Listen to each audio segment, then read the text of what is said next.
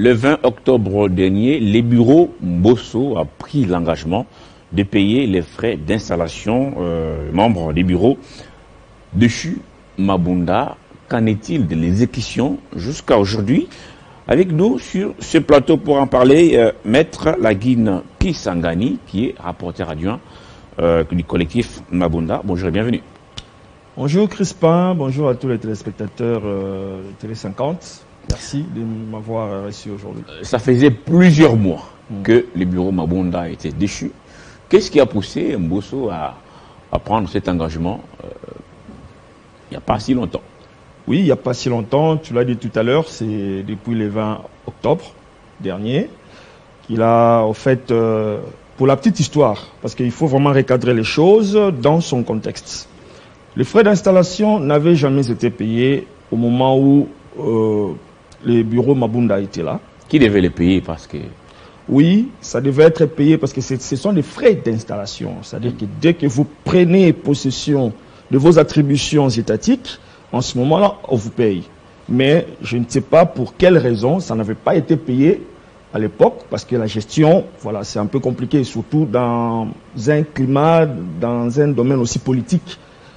Et ça devait venir du gouvernement. Dans une institution. Ça devait venir du gouvernement.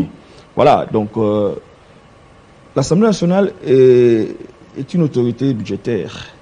C'est-à-dire qu'il y a la collaboration entre elle et le gouvernement. Il y a le budget, il y a les finances et tout ça. Donc, je n'aimerais pas trop rentrer dans ça.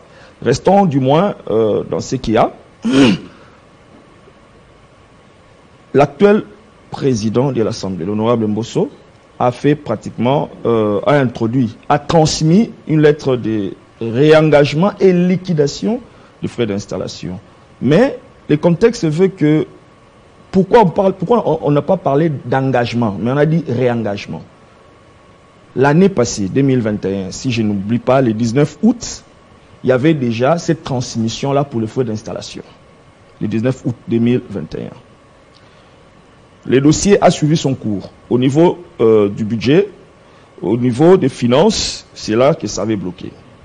Et si, je ne sais pas si la régie est prête par rapport à cette lettre-là, vous allez constater que transmission de réengagement et liquidation de frais d'installation. La raison de notre présence ici, parce que je représente les collectifs, c'est justement que ce qui s'est passé l'année dernière ne puisse plus avoir lieu.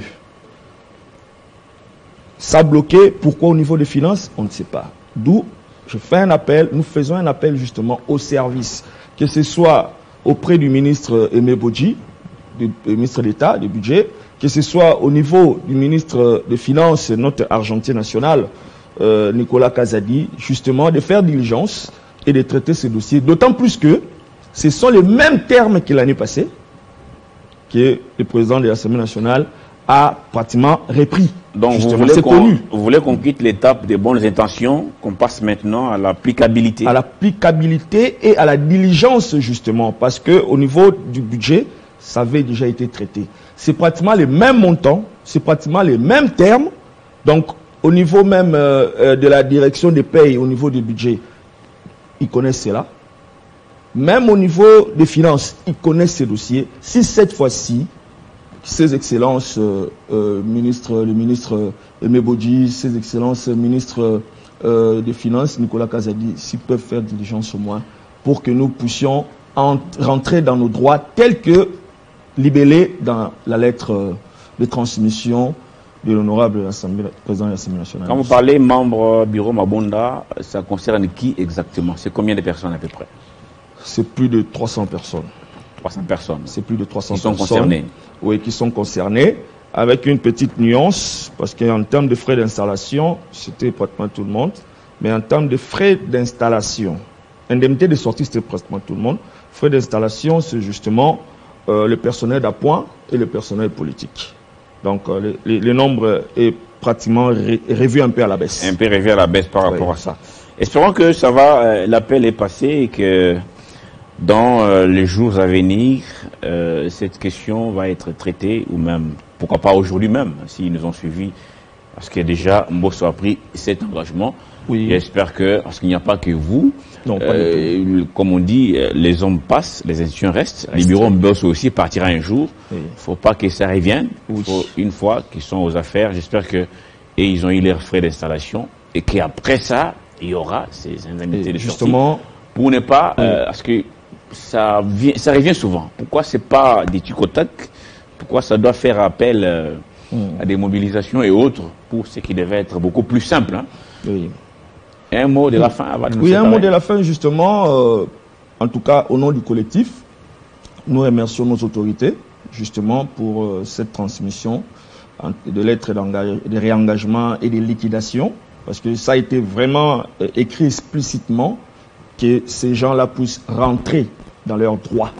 Donc c'est un droit légitime, au fait, reconnu d'abord par l'institution Assemblée nationale au travers de son président, que je remercie par cette occasion, et aussi demander vraiment la diligence et les traitements en termes d'urgence pour nos frais d'installation, justement, parce que c'est déjà un dossier qu'ils ont traité, mais il y a ce qu'on appelle l'exercice budgétaire, hein, qui prend fin le 31 décembre de chaque année.